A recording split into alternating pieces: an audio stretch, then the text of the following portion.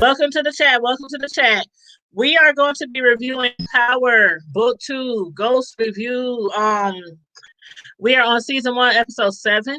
And what was the oh, I didn't put the name of the show in here. Hold on, let me edit. Because it was called Sex Week. Now, regarding the title of the show, I only went to a community college, so we didn't have no sex week or nothing like that. But is that something that they have in those bigger schools or big private schools or big private colleges or something like that? I was like, sex week? They have orgies and all kind of stuff. I mean, of course, they had like panels and they had activities for people who were trying to be safe and maybe trying not to have sex and things like that. But they also had like a cute party night where they like have orgies and things like that. But I would never go anyway. Anyway, even if I was going to a school like that, I wouldn't participate in the orgies. Last episode, we had saw how basically who was that set the tip of my tongue, Kane had got his butt whooped in jail. He went to visit his father. He ended up getting his butt whooped on the way out. His mother had no idea.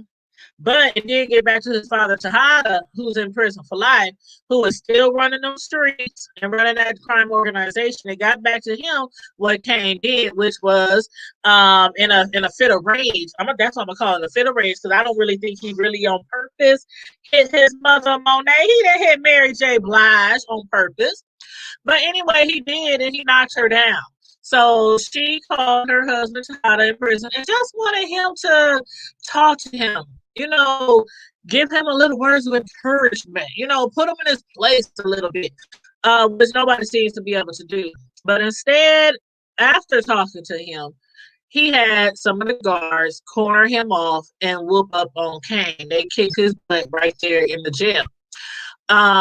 So Kane, he bounced. He was MIA. The family didn't know where he was. They had a drop that was scheduled. Nobody knew where he was. And you said you don't see the link or anyone's help a sister. I don't see the link. Oh, you're on Facebook. I'm sorry. See, I'll be forgetting. Some of y'all watching me from Facebook and some of y'all watching me from YouTube. So let me drop it on the Facebook. One moment, I got you.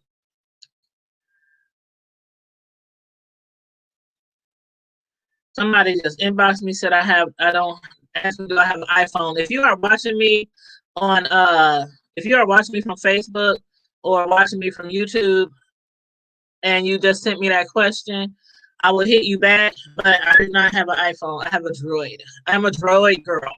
I don't want an iPhone. Never had an iPhone. But okay, Tina, I just dropped it for you on Facebook, so you should be able to see it now. So yeah, Kane, he had bounced out. He was missing in action. His family didn't know where he was. Also we had saw how Tariq, his boy Braden, his brother has stolen their stash. And so Kane, he had put them out on the block. He had them selling drugs. Of course, Braden did okay. Braden is a little more street savvy than his brother. His brother, he ended up getting knocked upside the head, getting his ass kicked, almost had his stash stolen, but he was rescued in time by Kane and Braden. So on this episode, it started off with the students. They are all together, and Professor Carey and the other faculty members is talking to them about, sex week, and they throwing around condoms all over the campus. There's a guy that's running up in the rooms. He's running up in the classrooms and the doors. He's just throwing condoms because they having a party, the cute party, the annual orgy that the faculty does not condone. But it takes place every year, so they passing out all these condoms and everything. Now, 5 students with the highest GPAs were to be advanced to the semifinals for the coveted Canonical Studies Fellowship. Tyreek, however, wasn't one of them. If he would have got that fellowship, then that would have given him the opportunity to graduate early, which is something he probably wants to do because he'd rather be out there in the streets grinding and making money. So of course Tyreek was pissed off about it. I think he was more pissed because not only did he not get it, but he wasn't the top 5. His GPA, Tyreek, he's very smart, very smart. But because of the fact that he's been doing so much of Zeke's homework, he just wrote him a 35-page essay. He's not spending enough time on his own homework. So that, I believe, is the main reason why Tariq was pissed off, because his GPA is down. So anyway, Tyreek, after class, he spots Riley. Now he's not too he don't really care for Riley. He never had, never did. He still didn't know who exactly Riley was. All he knows is that she came to the school, came to the party, she met Braden. He don't even know that she was the one who spiked his drink yet. But he knows that she and Braden have a thing going on. Tyreek, he followed Riley. Now, when he followed Riley, that is when he realized that Riley is Sax's niece. So after he put 2 and 2 together, I don't know if it was right then where he realized, okay, is Riley trying to set him up? Is Riley spying on him for her Uncle Sax? Because he never mentioned that. But what he did do, he went to Braden and lied on Riley and told him that she tried to hit on him. Now, in an attempt to break them two up, to break up Braden and Riley, that just might work for now because Braden was upset. And it didn't help that Braden's bro also co-signed it. He was like, yeah, I did see them two, in the bedroom. Tariq was passed out, but it wasn't like Tariq's pants was down. He didn't really have no proof that they slept together. All he knows was they was in the bedroom together. Tyreek was passed out, but Tyreek was passed out because his drink had been spiked. That drink was supposed to be for Braden, but remember, Braden handed it off to Tyreek.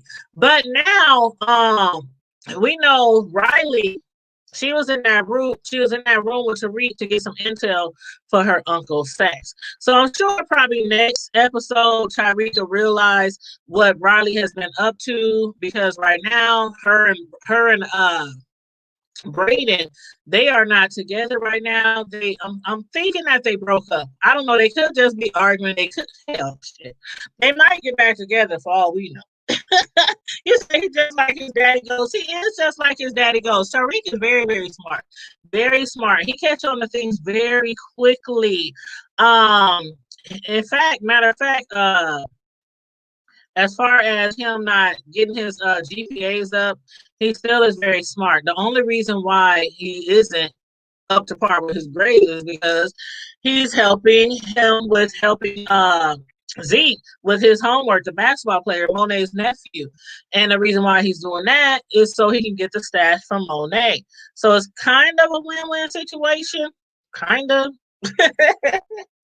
I'm just reading some of y'all comments. I'm watching Potomac reading. Potomac, I used to watch that. I think I fell off of that maybe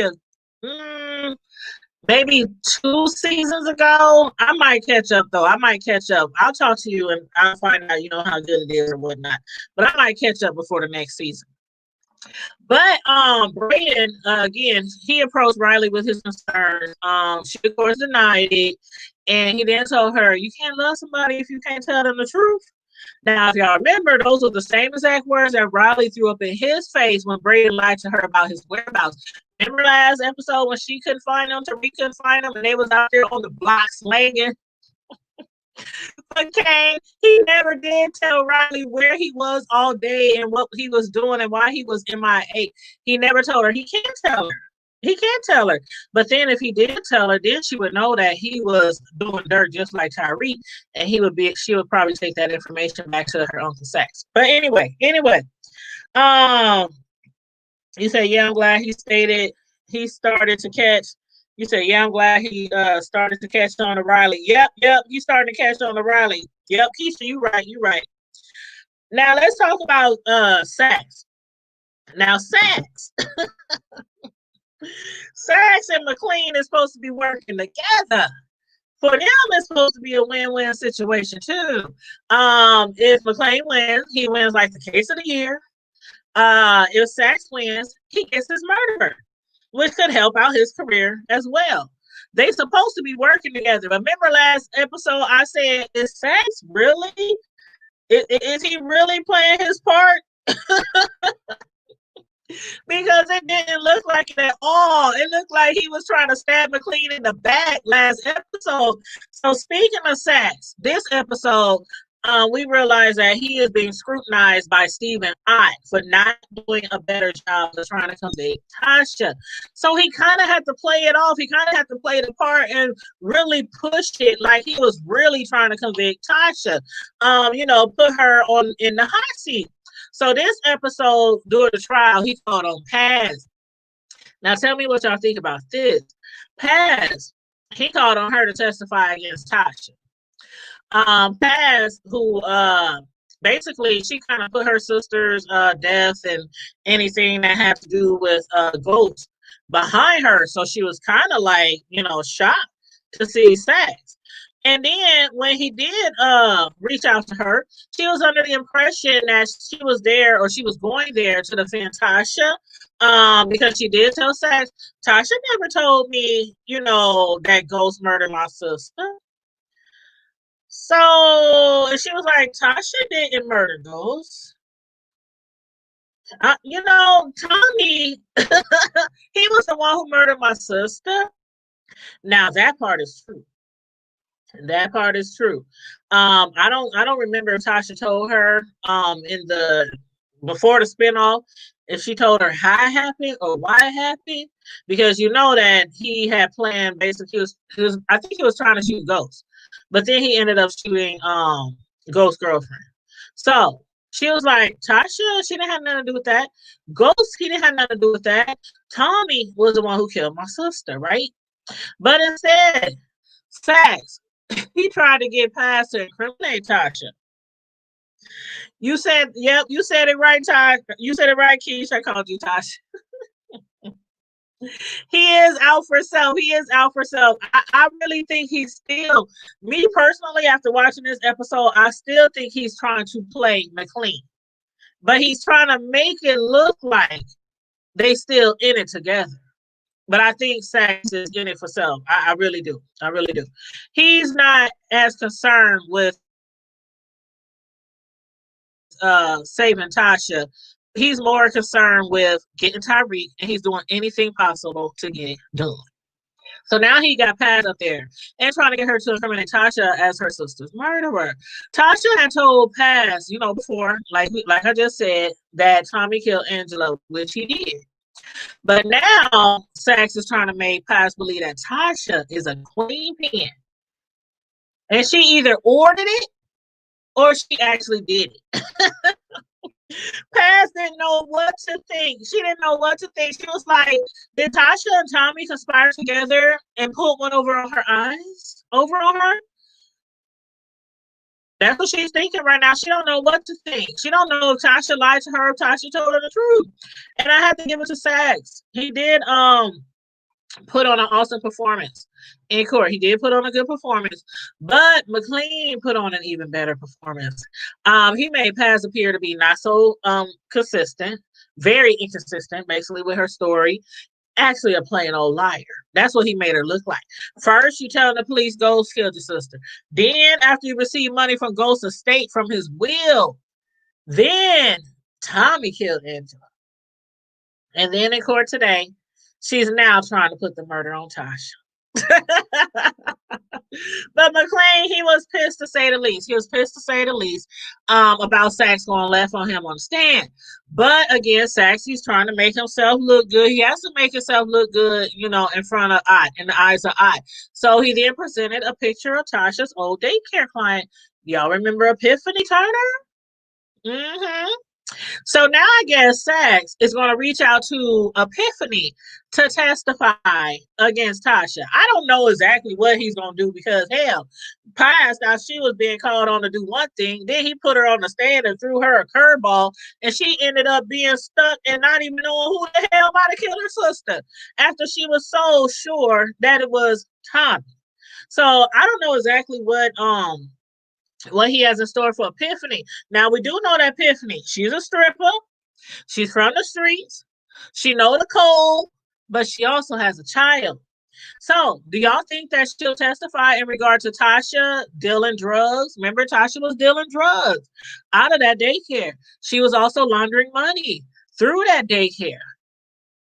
And if she does testify against Tasha, wouldn't that be another jab at McLean's representation of Tasha? So I don't know. Y'all let me know what y'all think. What y'all think sex has in store for Epiphany? Epiphany. I'm having an epiphany that is going to backfire. But anyway, also, do y'all think it was smart for Pass to visit Tasha in jail? Like she immediately, how the hell you immediately after court, after testifying against Tasha, then you go to the jail and visit Tasha? I mean, I know she wants the truth. She wanted Tasha, to tell her the truth. And Tasha again denied killing Angela, but she sure as hell didn't reveal who the true murderer was. She didn't do that. So I don't know exactly what Paz expected for Tasha to say on that visit. And then on top of that, they in jail. So we know the phones, they are recorded. They listen to the phone calls. And I'm sure with Paz being there visiting Tasha, they listen to that phone call. Most definitely. So again, I don't know what Paz expected her to say. To confess over a jail phone or tell her who the real murderer was. Tasha stuck to her guns. It was Tommy. And she's not lying. It was Tommy. But again, Paz, she's not sure anymore. She's not sure anymore. So now let's move on a little bit. Move around. Let's talk about Carrie Tariq Jabari. Okay. Carrie, who is Tariq's faculty advisor. She was messing around with Professor Jabari Reynolds, who they recently broke up. But Reynolds, he still wants to be in a relationship with Carrie, even though he's still sleeping around. Well, he was sleeping around with Melissa, one of his graduate students. Has he stopped? I doubt it. And I'm sure Carrie doubts that he has stopped messing around with his students. And then, did y'all hear Carrie say, I remember I once was Melissa. I once was naive and gullible and impressionable and da da da da da da. So is that exactly how Reynolds got in her panties? The same way he got in Melissa's? Hmm. I'm inclined to think so. But anyway, Carrie basically says the hell with him. She's a move on. She moved all the way right on along to her own student. Carrie is still sleeping with Zeke. And it seems like they've been having, some good times together. She's been spending a lot of time with Zeke. It is sex week. And while Carrie was up there telling the students, you guys participate in the sex ed class, the sex education classes, the panels, the activities, but don't participate in sex or in the orgies or anything like that. And you sleeping with a whole student, a basketball player at that, Monet's nephew at that. What do y'all think Monet would do if she found out that Carrie was sleeping with her nephew? Hmm? I wonder when they gonna get to that. I wonder when they gonna get to that. What do you think Monet would do to Melissa? I don't know, y'all. Monet, she's ruthless. She is ruthless. But anywho, so Carrie, she's been spending a lot of time with her new love interest, Zeke, the basketball player. But when Jabari When Professor Reynolds dropped by unexpectedly, he overheard somebody in the shower. For some strange reason, I couldn't believe out of all the people that he thought was in that shower, that was in there with Carrie, was Tariq. I was like, come on, man. The only reason why he thought that was because he saw her speaking to Tariq earlier. She had a conversation with Tariq about his grades, about his classes, about his GPA. And he thinks that they're sleeping together. Talk about wrong. He is wrong as two left feet. But now left feet, that's a left feet, left foot, left feet. But now he's given Tariq an extra credit assignment. Basically, it's about the power of relationships, but not just any relationship, but one of Tariq's very own relationships. Professor Reynolds, he wants Tariq to write a paper for extra credit, but he wants it to be about a personal relationship that Tariq has had, and he wants details. He wants a full, thorough, detailed description, analysis. He wants pictures. He wants pictures. He wants everything. All because he thinks that Tariq is sleeping with Carrie. He really thinks that Tariq is going to write about Professor Carey, somebody that Tariq has no interest in. I was like, the professor, he is so far off. He's so far off the trail right now. It is ridiculous how far off he is. If he only knew. If you only knew. But anywho, while he's trying to set up a trap for Carrie, she then flipped the table on him. She's so tired of him harassing her, tired of him playing her, dogging her, sleeping around on her. So she threatens to reveal his relationship to the faculty. Now, me personally, I don't believe that for one bit. I don't believe that she'll do that. I don't. Because why? She's also sleeping with a student. Zeke, the basketball player. She's also sleeping with a student. So why would she, go out there and, tell on him? Now, Jabari doesn't have any idea who the student is yet. He still thinks it's Tariq. But when he find out that it's Zeke, ooh, ooh. Man, I can't wait. I can't wait. I can't wait. But anywho, let's move on. Let's move it right along again. Kane, Lil Wop, the GTGs, they were all arrested for robbing that pastor of that church at gunpoint. They robbed them for all their offering money. Did you see all that money? Did you see all them offering plates? It was like 30 offering plates. They must have took offering up in Sunday school, right after Sunday school, during devotion, right after devotion, during the choir singing, after the choir sang. I'm like, they had like 30 of them offering plates. So they took all their money, aka the building fund. It's always the building fund, right? But anywho, Kane, while he was locked up, he tried to make a phone call but got a voicemail on his first attempt. His second attempt was to none other but Officer Ramirez, the cop who's sleeping around with his mother. Um, Officer Ramirez, I know he was thinking, now who's needing who? Or better yet, now who's working for who? I'm like, look at Kane. Look at Kane. Now, who asked that he had to kiss? Now, last time they ran into each other, Kane was bumping them gums at Ramirez. You work for me. You underneath me. You do what I say. You ain't my father. You don't tell me what to do, right? Now, whose ass is Kane kissing? Mm-hmm, mm-hmm.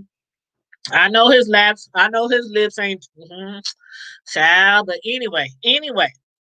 Now, that's just one more thing that Ramirez can throw up in Kane's face. The fact that he went down there, he lied as an officer of the law. He lied. He's already working with a female who is in a crime family, who has a big drug organization. He's also now lying falsifying alibis for that lady's son. So he's not too happy with that. And he's not happy because he always has to come to the rescue of Monet or to somebody in her clique. If it ain't her son, it's her nephew, is one of her flunkies, you know. But after being released, after being released, Kane tried to convince Ramirez that that Monet doesn't give a damn about either one of them. Neither one of them. On that, when he heard that, Ramirez threatened to keep Kane in line because can't nobody else do it. Can't nobody seem to keep Kane in line. His father can't do it from prison. Yeah, he got his ass kicked in prison. His father made it a point to send a message to him and had the guards whoop up on him in jail. But I don't think that was enough. Kane he be out of his mind sometimes when he gets angry. Um, so yeah, when Kane heard that, like, you trying to keep me in line, you trying to do this for my mama. She don't give a damn about neither one of us. He threw his mother, basically threw her under the bus. Um, he had no idea. Ramirez had no idea that the game had changed. He had no idea that the GTT boys was not pushing anymore. He did not know that Tariq was the new pusher. So Kane threw his mother, Monet, right under the bus. He had no idea that things had switched up. No idea. And just think, Monet literally just went off on Tejada for getting Kane jumped in jail. She said, to be exact, he's mine. Don't do that shit again. Who running shit? Is Tejada running shit? Or is Monet running shit? Or is Ramirez running shit? Or is Kane running shit? You know who I think gonna be running shit? That's gonna be Tariq. I have a feeling that's gonna be Tariq. But anywho, moving right along. Tariq was out of product. He was out of product. So since Kane was pulled in, by the police for the armed robbery charges with the GTG crew, Diana, she asked Tariq to meet up with her to accept the drop. When Tariq steps away for a phone call, her nosy ass goes through his bag, sees a note saying a professor is at Stanfield is sleeping with a student. Now, it didn't help that he had a backpack full of condoms, because remember, that dude was passing out all those condoms. He was making it rain condoms all over the campus, in the dorm rooms. He gave Tariq a whole bunch of condoms. So she sees a note that says a professor at Stanford is sleeping with a student. She sees all them condoms in Tariq's book bag. And then on top of that, he was on the phone. He had to step away for a phone call. That was with Karen. So was she thinking that maybe it might be Tariq?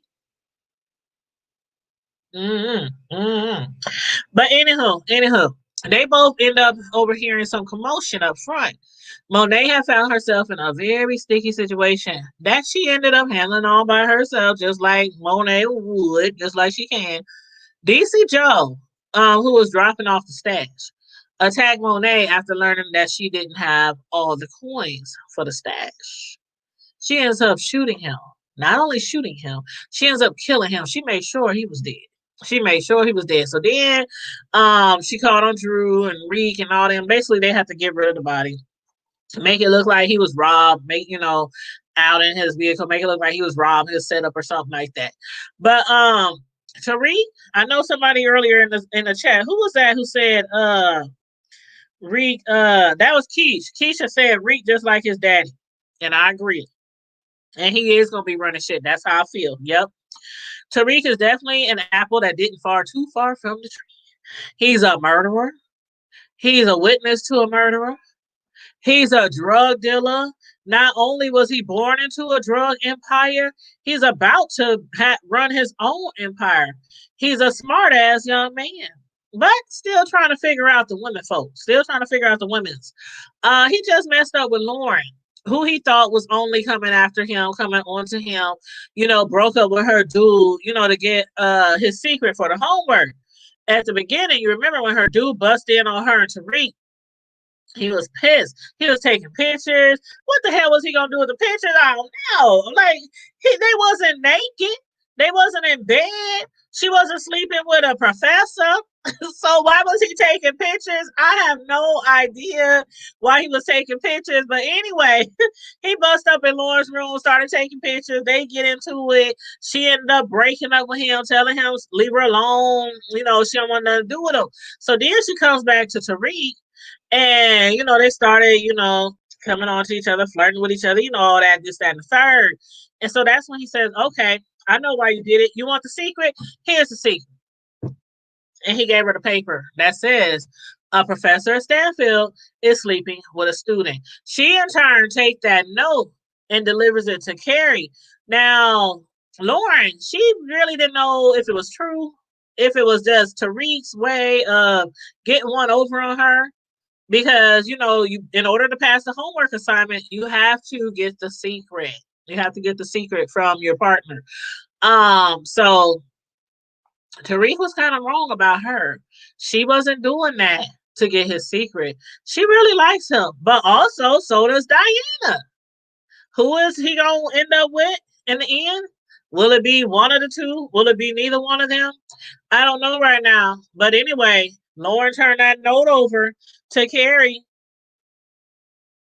Turned it over to Carrie. What is Carrie gonna do with that note? She ends up going to Professor Jacoby Reynolds. And that's what she used to threaten him. The note was in his handwriting. She knows that he's sleeping with one of his graduate students. So basically that's how she was gonna blackmail him into him leaving her alone. Will he leave her alone though? I don't think so. I don't think so. But who do y'all think is going to find out about her relationship with Zeke first?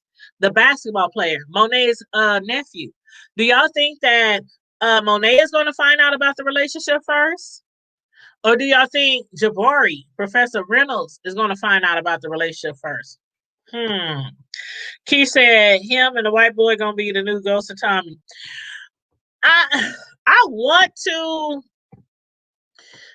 to believe that would be the case. But Tariq got some work to do on Braden. Braden is street savvy. He can slang some drugs, but his mouth and he's not. He needs some schooling. He needs some schooling. Tariq has to really mold him and get him to where he wants to be so that he can trust him, just like Ghost used to trust Tommy, and vice versa. They used to trust each other with their life, trust each other's family with their life. You know what I mean? Trust each other kids with their life. They ain't on that point yet, but I think if Tariq works on him, I really think they could be the next Tommy and Ghost. I sure do. You said Jabari, Reek gonna get him together.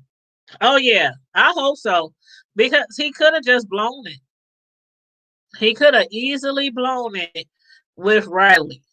But the fact that Riley kept asking him 2 episodes ago, Riley kept asking him about Tariq. Why does he do this? Why does he do that? If his family has this, if he got this, if he got, she was all in the business. And he's like, hold up, you dating me, girl. Slow your roll, you dating me. Why are you so concerned about my roommate? So that kind of turned Braden off right there. And then when he found out from Tariq and from his own brother that she was trying to come on to Tariq, even though she wasn't, but Tariq figured that would be a good way to break them up. And his brother, he just was mistaken. Again, he thought they was hooking up, but she spiked this drink and Tariq was just passed out. So that's that. That's that. But anyway, y'all, that's my review. That was all my thoughts on the show. I hope you guys are all caught up. I hope you guys are enjoying the show. I hope you guys enjoyed the review. Again, make sure you like and share the video.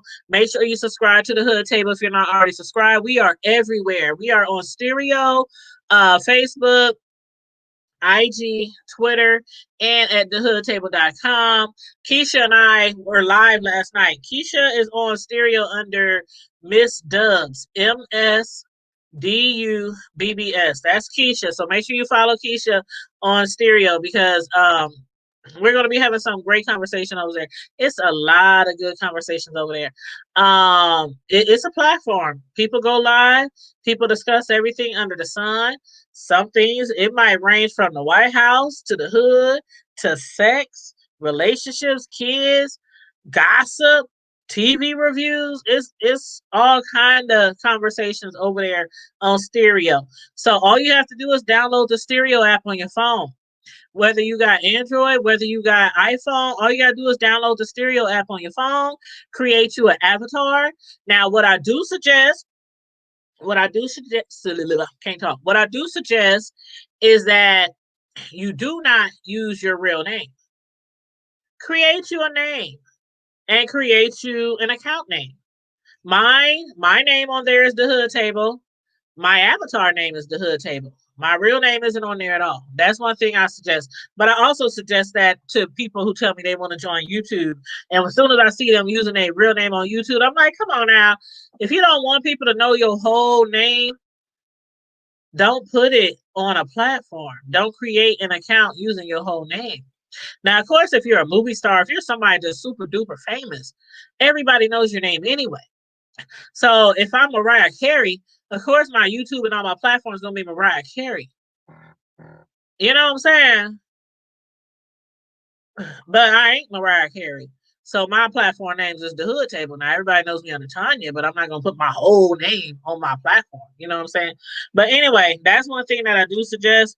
I keep getting hold on, people are sending me messages. Hold on, let me respond real quick. No, I do not have an iPhone, period. I am an Android user, period. Okay. All right. So now, again, that was my review. I hope you guys enjoyed it. What's today? Sunday. Okay, the Housewives of Atlanta came on today. So I have to review that. That'll probably be Monday or Tuesday. Because I still have to review the last episode of Sisters. So Sisters is the only review that I'm a few days behind on. So I plan to review Sisters tomorrow. Um, the Housewives of Atlanta. I am working some long hours, so y'all know I probably won't be able to do both of those tomorrow evening, but I will do Sisters, and then the Housewives of Atlanta I will do Tuesday, and then Wednesday I'll do the Have and Have Nots, and then Wednesday also Sisters come on again. So Thursday night, if I can keep up with my schedule, I'll do Sisters. And then Friday night, you already know, Friday Night Lives at the Hood Table right here on our YouTube channel. So you people watching from Facebook, you have to come to our YouTube channel and subscribe. Friday nights be lit, litty, lit, lit, lit, lit. Anybody can come up here on the screen on the panel. We can have 10 people up here on the screen with me. Um, I choose a few topics to discuss for the evening, but I allow other people in the chat, subscribers, supporters, people that want to jump up on the screen to bring your topics too. So last week we had a lot of people bringing a lot of different topics to the table. I was like, oh snap, you let me child. A couple points during the evening. The conversation was getting a little heated. But if you listen to our intro song, our theme song, it tells you we is not always going to agree on every subject on the Hood Table. You can put your subject or your thoughts at the table. Just because we don't disagree don't mean that we don't have to get along. So that's one thing I pride myself on at the Hood Table. I might not agree with everything people say. People might not agree with everything I say, but we all grown over here. We all grown over here. We know how to agree to disagree.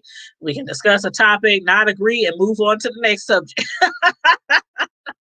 So yeah, on that note, everybody, I'm going to get out of here. It's 9:48. I worked all weekend long. I worked 9 hours yesterday, 9 hours today, and the week starts all over again. So it's overtime, overtime, overtime to the end of the month for my job. So stay safe, be blessed. I'm about to get my rest. Remain vigilant as always. Like and share the video. Follow us everywhere. Stereo, Facebook, IG, Twitter, thehoodtable.com. The Hood Table is everywhere. So follow, follow, follow. And if you follow me on Stereo, I see you follow me right away and I follow back, okay? I'm out of here. Bye.